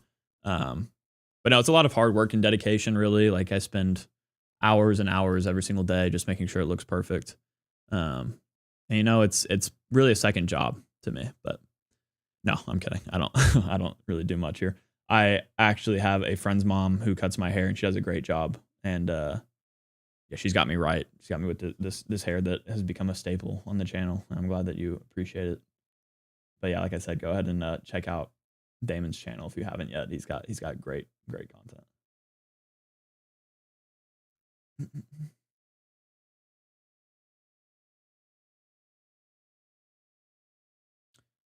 Now I've just got a couple of questions left here. I'm gonna go ahead and roll through those before I get back into the live chat. But next question comes from Ian here, and funny enough, I'm pretty sure Ian, you left a comment complaining about some fluff in my last video, so I guess I'll have to keep this one short for you because I guess you don't have much of a long attention span here. But jokes aside, I'm just messing with you. I do read all the comments, and I thought that one was pretty funny. But you asked about the best redemption in 2024 and what I have planned for 25 and 26.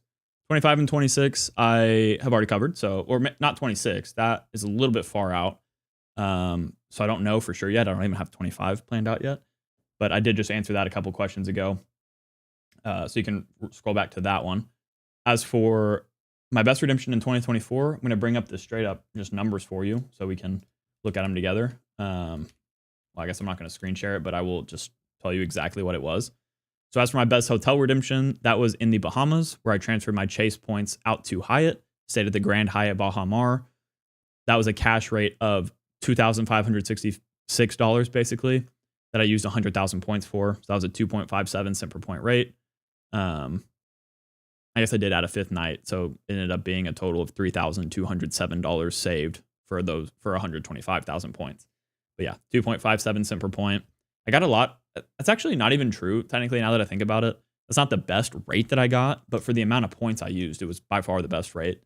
I booked a couple of like one night stays for my mom and stepdad whenever they went to Houston for a couple things. And I got like more than 3 cents per point. I think one of them was literally like 10 cents per point for like some Hyatt place. One night stay. It was like $100 trip, but I had to use like, it was insane. Like, I don't even know, 5,000 points or something like that. And it was like the best redemption rate possible. And that wasn't obviously the exact numbers, but I remember looking at it being like, this is crazy. But yeah, as for big redemption rates, 2.57 is going to be technically the best I got for a big trip. Best airline redemption was to Croatia, of course. Use my Amex membership rewards points, transfer those to Air France KLM Flying Blue. And on my leg of this flight where I went from Austin to Split, that was a cash rate of $5,063.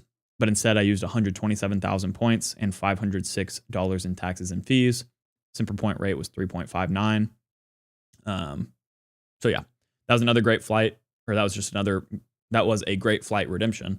But as you can see, I'm not the kind of person that targets trips based on their cent per point rate. I instead book the trips that I already have on my calendar and try to get the best cent per point rate possible for that exact trip. I'm not the kind of guy that you're going to see going out there chasing 10 cent per point redemptions for the sake of saying I did it. I'm more going to, like I've talked about this whole live, make my redemptions work for me and not the other way around. Same with my credit cards. I'm not going to get a credit card that I have to work to get value from. I'm going to get a card that will already give me value without me needing to do anything, so yeah.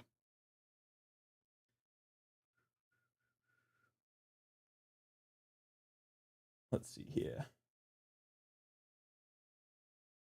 That's so funny that you say that, Ness, because yeah, I mean, it's been in the comments a lot, but everywhere I go, like with my haircut, everywhere I go, people tell me that I look like that guy from Stranger Things, which is, I think it is a compliment, you know? I think he's a great looking dude, and I'm happy to be in the same conversation, but but yeah, that's funny that you mentioned that. Boxer asking, think City is going to start getting more respect? I absolutely think they will. I think they're going to make some bigger changes or continued changes to their cards in 2025. And then we saw that they're going to have that exclusive partnership with American Airlines in 2026, at least for the co-branded cards. If they added them as a transfer partner and no devaluations happen in the meantime, that's a big value add. I think people will always sleep on Citi in some regard for whatever reason. But they're a lender that I would strongly consider focusing on if I was only going to keep 3 to 5 cards. So I think they should have some more respect. Bridge asking if I'll ever achieve a perfect 850 credit score. I think it's definitely possible. I mean, it's definitely not something that I aspire to do. Like, I think, at least what I've found in my life so far is that even anything above like a 740 credit score is already in the excellent ranges. It's like whenever I got my car, the car loan I got was at the lowest possible rates because I was already in the excellent category. So there's not really any incentive to being in the, having a perfect 850 other than saying that you did it. But with smart financial habits and smart credit building habits, my score will be in the 800s. It just takes time. I'm still young. I'm 24, started this game when I was 21, something like that. So I just don't have that length of credit history, but one day I will, Aaron, this is great to hear. Scored that 90K Ink Unlimited bonus thanks to you. Maybe you saw the last live then. Can't remember if you were in there, but yeah, that we talked about that. Those limited time offers and 90K on a no annual fee business card. God, that's so good. That's so good.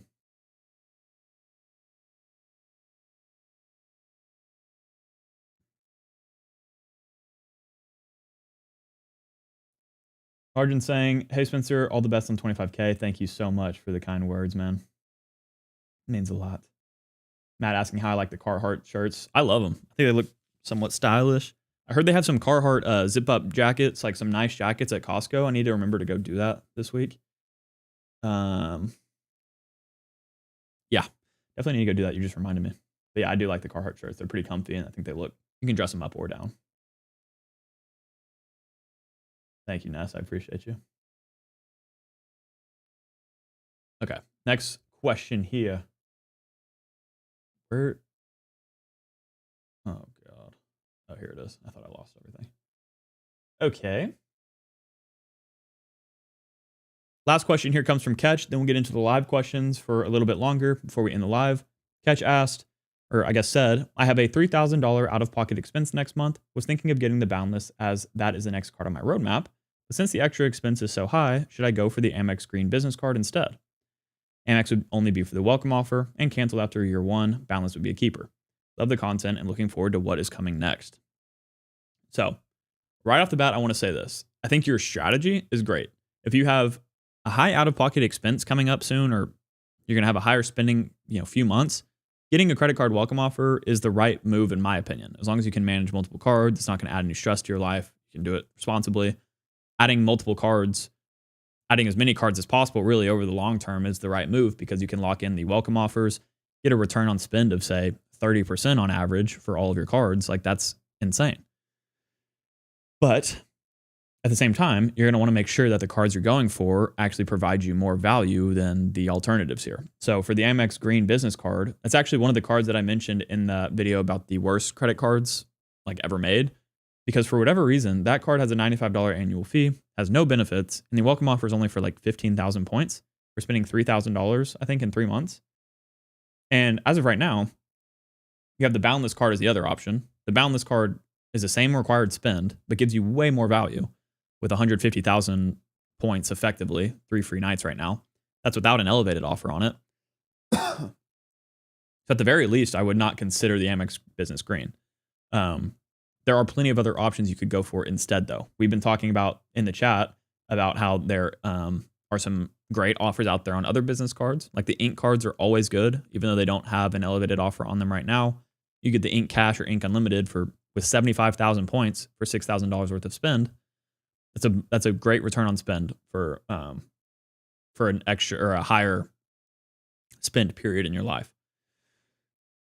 But yeah, at the end of the day, it all depends on, like, I think you choose a card next that you could not hit normally without that added spend. And the Amex Business Green card is not one that is going to require more spend than normal, so it's not one that I would probably consider. But there are plenty of other options you can. And I wouldn't, yeah. There's no harm though in getting the Boundless. Like, don't think you have to get a different card just because you have the spend coming up. It could be nice, but at the end of the day, don't force yourself to spend more than you need to. Don't get a card that doesn't make sense for you. Just get something that works with your current setup. And make sure you don't lock yourself out of the Boundless card by getting another personal card or anything like that. Just maybe go for a business one and see how that plays. Okay. So yeah, that actually is all of the questions that were pre-left on the live. So as always, let me go ahead and get some credit for all my beautiful slideshow making here. But now we're getting into the live Q&A. So I can dive into y'all's questions, move this mic a little closer to me, full screen this thing, and start churning through them. Let me drink some water first. We'll go on this for a max of like 30 minutes max, but I'd probably like to keep this a little bit shorter because I am starving. And it's already been an hour and a half, and I cannot believe that y'all are so supportive and are still here watching. It means so much to me. Yeah, I just love you guys. This is a dream come true to be able to do this. Okay.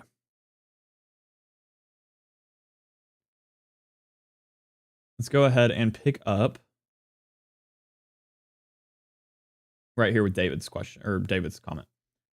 David said he's waiting for the IHG 165K offer or 5-night Marriott offer. It sucks waiting. Yeah, that is tough. Those are both chase cards. So obviously I know you're waiting because of your 524 status. Make sure you don't, jump on another card too quickly if you really want one of these. At the end of the day, though, remember that the longer you wait, the less time you have to take advantage of those cards in the first place. So if you're going to sit on your hands for 2 years and wait for a specific offer to come out when you could have been, using those cards for 2 years, there's a trade-off there. Obviously that's an exaggerated example, but just remember that too, where you don't have to get elevated offers, especially with chase cards where you can get their offers again, every 24 months usually.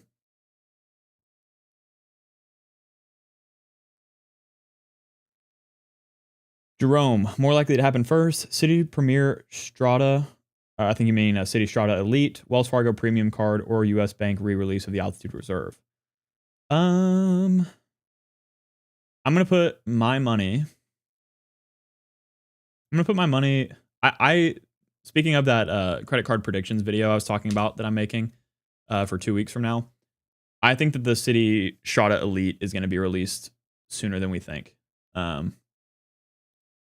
Premium. I see what you're saying. Citi Premium. I think it's going to be released sooner than we think. I think the more likely scenario out of all of these is that the U.S. Bank just re-releases the Altitude Reserve. I don't know how long they waited between their last time they did that, re-releasing the card. That's probably more likely to happen first, but I think we see the Citi Premier or Citi Strata Elite sooner than many believe. Let's see. Question here. Hotel question. People default to Hyatt because of the high cent per point. There are boutique hotels on the Chase Travel Portal with lower cent per point, but also lower total costs and points. Is Hyatt starting to be overhyped? I think you bring up a situation that doesn't necessarily have to do with Hyatt being overhyped. I think it has to do with something that's actually been around forever, and it all just comes down to preference. I've always been of the opinion that if I will default to Hyatt just because I know I can get a good cent per point rate. But when I say I default to them, that means that that's where I usually search first to see if they have any nice properties. If they only have a Hyatt place, like a little Hyatt house, and I don't need to, and I'm not just staying there for like a one night little trip, I will very likely go look at the travel portals and see what boutique hotels they have because those are much better. Or maybe I'll consider transferring some points to Hilton or using, Hilton points or IHG points or what have you to book these hotels that maybe aren't, as talked about as much. When it comes to boutique hotels, usually, of course, those are not going to be associated with any chain necessarily. And And I love being able to book those, especially with Chase, because with Chase, you have the ability. You said it with Chase, right? Yeah. Because with Chase, you can get a 1.5 cent per point redemption for these hotel stays, 1.25 even with the Chase Sapphire Preferred, which is still a lot better than if you were to transfer directly to IHG or directly to someone like Hilton, for example, where their average cent per point value is half a cent per point, for example. So yeah, I don't think it's the fact that Hyatt has become overrated. I think they've always been. I think the situation hasn't changed. I think for certain people who are okay with taking a slightly lower cent per point value, looking through the Chase travel portal can be great as long as the rate's competitive, especially if you have the Chase Sapphire Reserve. I don't even really think twice about booking a hotel through the Chase portal now because 1.5 cents per point for an IHG hotel is triple the value I would have gotten otherwise. So that's the way I think about it. Yeah, Hyatt will always be there for a good redemption rate. Well, I shouldn't say always because they could easily devalue. But yeah, I guess that's my thoughts on the topic. SV saying congrats on 25K, man. Thank you so much. Just curious what you drive now since you mentioned your car loan and how you like it. Yeah, I've been driving the same car for a few years now. It's my, maybe not a few years, maybe like 2 or 3 or something like that. It's my 4Runner, which I've taken pictures of, and I did the road trip to Savannah last year in. A little bit jacked up, a little bit bigger tires, tint, all that kind of stuff, but nothing crazy. I love it. It's amazing. It's a 2016. I bought it used, of course. I'll drive it into the ground. So I don't care about resale value or anything like that. But yeah, I don't have like much longer to pay it off. I increased my payments for a while. I decreased them again recently just to like a little bit more than the required because I started paying for the van and I'm trying to pay that off as quick as possible. So I guess that's my new car would be the Sprinter van I talked about earlier, but that's not a daily driver. I drive the 4Runner daily.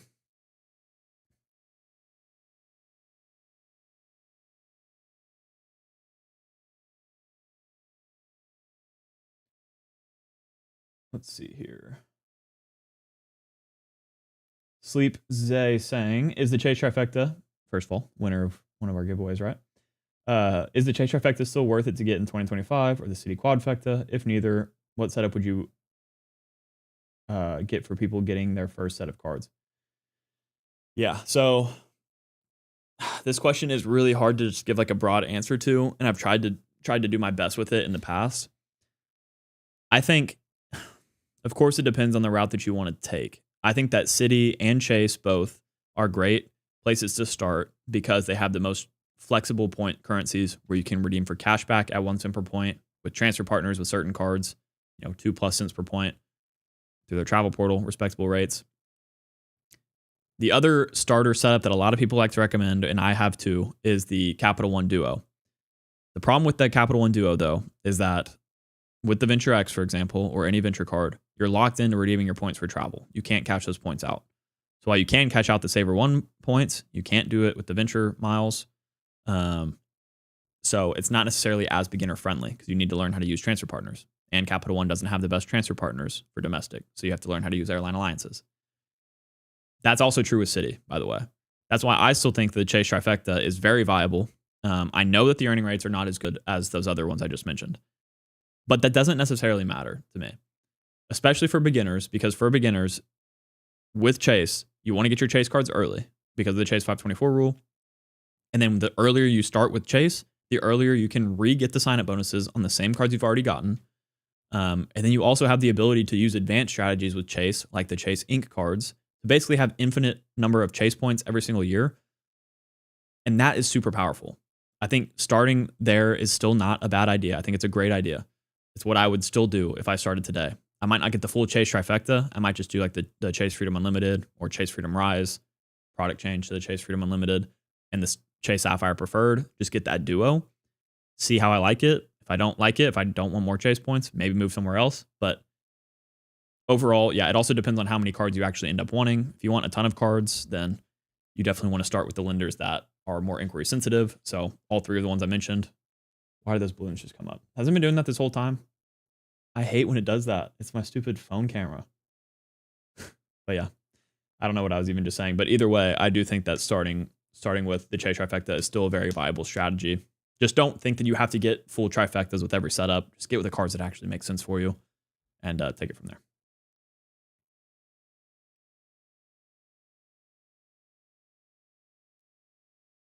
Oh, Arjun, thank you so much. Saying you've been following the journey since the start, aligning with your own. We've even chatted on Insta. Appreciate you taking the time to reply to everyone. Hopefully we can meet in Austin one day. That's awesome, dude. Yeah, I love getting to chat with people on Instagram, as well as on YouTube, of course. Instagram's more direct, obviously, line of communication. And obviously, it'd be great to see if we could connect in Austin sometime. So if you ever see me around, y'all feel free to say hi. I love getting to chat with y'all in person. I don't get come up to very often at all, which is completely fine, obviously. But I would love to get to chat with more of y'all. Thoughts on the personal Amex green card? I don't think it's great. I think it can be great for the right user because it gives you basically 3x on all travel for a $150 annual fee. Gives you the clear credit, so that's easy value back. But I see the only reason for someone like me getting it being the welcome offer, because 3x on travel doesn't become as competitive with all the other cards out there. But then again, with the family language restrictions on all of the Amex cards, basically all of them at this point, since I already got the gold card, I can't get the green. So if you want to climb the ladder with all the welcome offers, sure, start with the green. But if you're planning on canceling it in year 2, then be careful with Amex pop-up jail and don't just get it for the sign-up bonus. So it's a tough one. I think it's a niche card that works for some, but I think they're just better options, to be honest.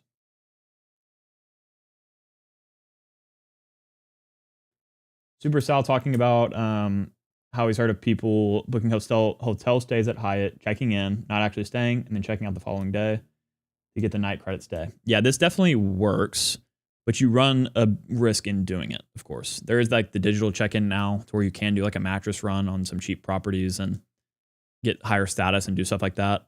I think you need to be in a special place to want to even do that, to be honest. Like maybe with that Bilt promotion they had for globalists for like 2 years, it could make sense. But for the most part, you shouldn't be needing to do that, really. And at the end of the day, if you wouldn't stay at these properties naturally, it's not really a point to even having status. So, but yeah, it definitely has worked for some, but you do run a risk.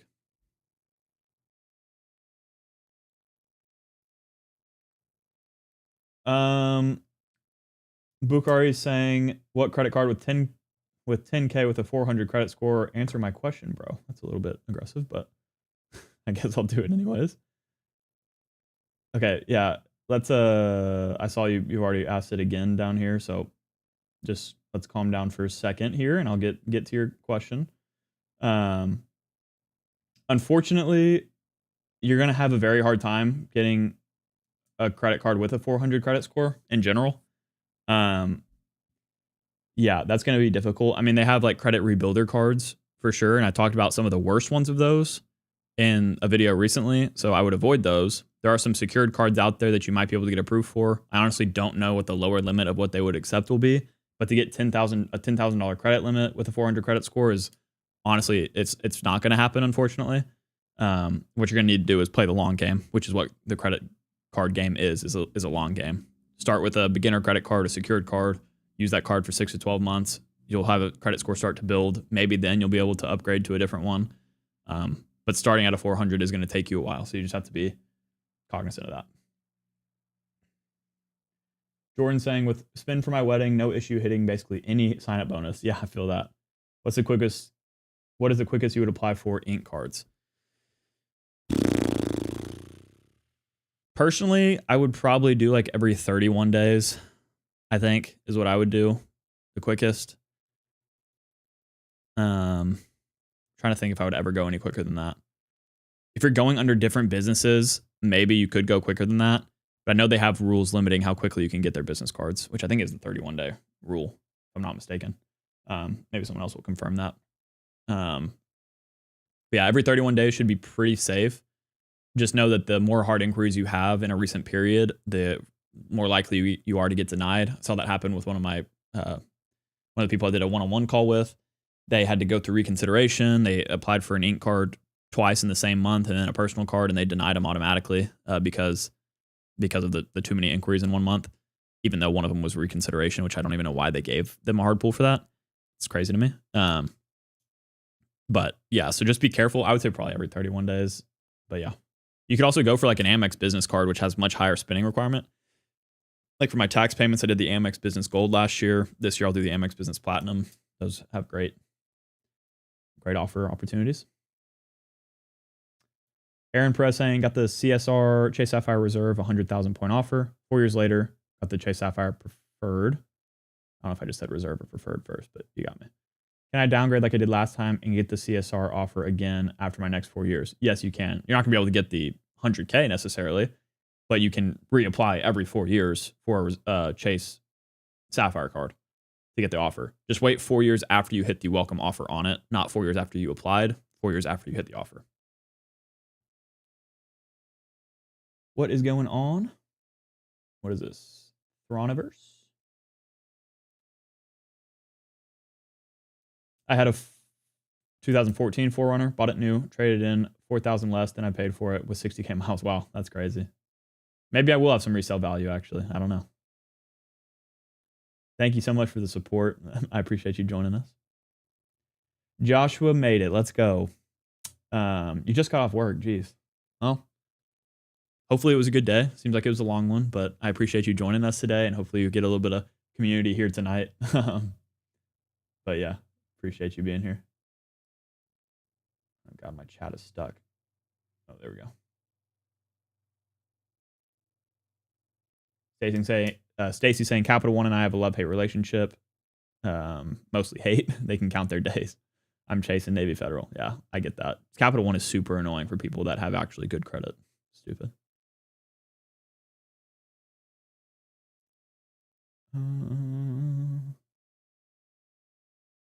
Dalton bringing up a good idea here for someone wanting to rebuild their credit. You could also use like a car loan. Obviously, depending on what your score is at the beginning, could be a hindrance here. You might have some insane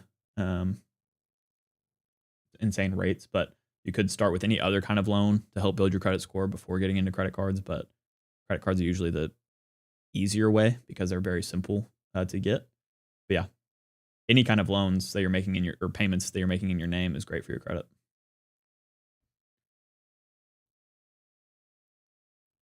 Financial Freedom saying, I prefer economy over business class tickets because I don't want to spend all of my points on a single trip, but I don't find good super point deals for economy. Any suggestions on how to find economy class deals? Yeah, so again, I'm not going to beat a dead horse here, but in general, finding the best Simper point redemption rates for economy flights, one actually surprisingly would be having a card like the Chase Sapphire Reserve or US Bank Altitude Reserve, where you get a 50% boost on your points through their portal. That's leading me some like really good value for domestic flights. It's not amazing, but it's good. You can also look at airline alliances, book domestic flights through international airline partners. You can find some really great deals in there sometimes. You're going to have to do more work for it. So again, don't necessarily bend a trip to a redemption. I would bend the redemption to your trip. But either way, you have some opportunities there.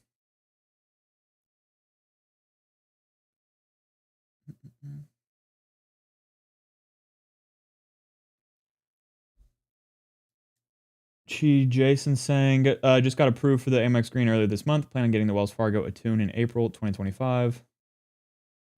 Would be 1.6, 3.12, or would 1.6, 3.12, and 8.24 be safe for approval? I guess for your Wells Fargo Attune you're talking about. I mean, honestly, I really can't tell you for sure. Obviously, Wells Fargo doesn't necessarily have a 524 rule, at least one that's stated as clearly as Chase. 824 is a lot, technically. It's really not necessarily, but it's a lot to somebody like Wells Fargo who's more inquiry sensitive. But only having 3 inquiries in the last 12 months is helpful for you. Again, there's so much to really count on when it comes to whether or not you're going to get approved. That's to do with your overall credit profile, not just your inquiries, but everything else, your income, stuff like that. Your income is increasing. That obviously helps, stuff like that. So I can't say for sure, but I think I got approved. I guess whenever I got the Bilt card, I was at, it pushed me to 524. So I can't give you any great data there. I was at 424 when I applied, but maybe someone else can give you some hope.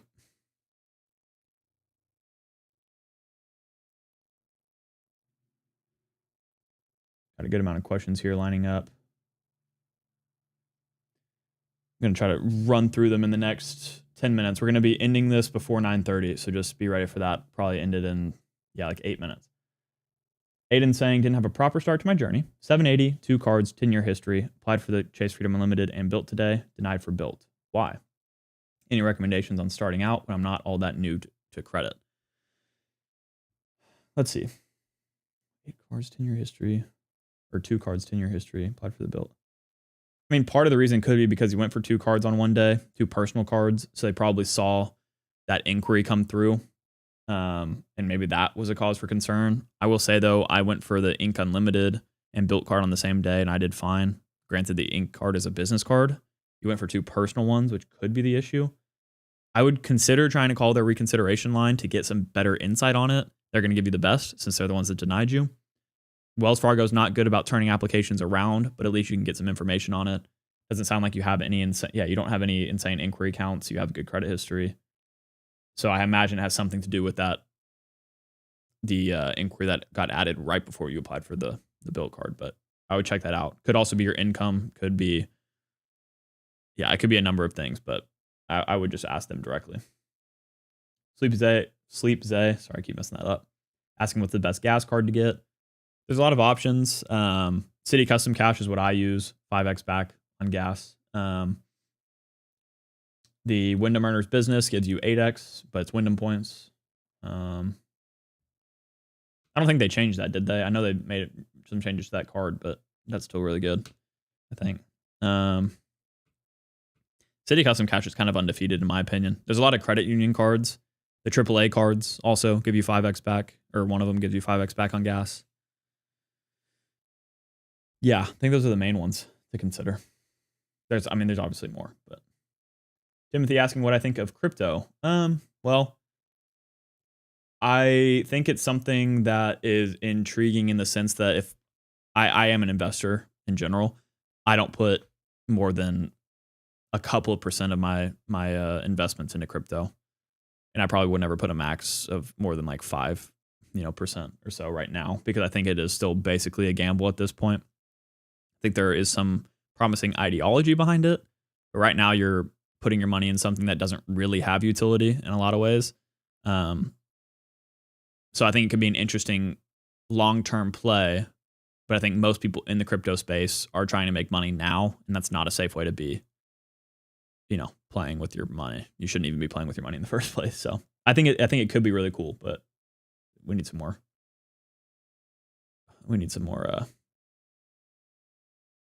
Utility before that. Nathan saying, how often can you reapply for credit cards? Is there a set time limit? There's not a set time limit across the board. It does depend on the card. It depends on the lender. I would probably always wait at least a month between reapplications, because you could see, if they see you reapplying for the same card over and over and over in the same month, they're like, what is this person doing? They obviously need credit. They need some kind of credit limit really bad, so we're not going to give it to them. So I would probably call reconsideration after the first denial, see if you can get it flipped, ask them that question, but they'll probably tell you to reapply within like 30 days or something, or like after 30 days, and that's probably what I would do too. Let me pull this chat over here so I'm not looking so far to the side. Okay, we got a couple more minutes here. Let's see if I can pick out any immediate questions.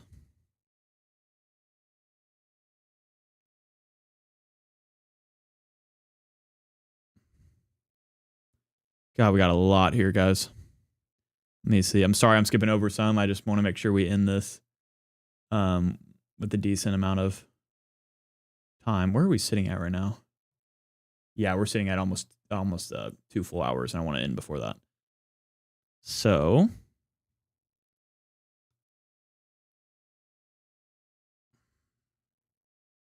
trying to see ones that I can give like good answers to that aren't just like kind of general, or ones that I've already answered.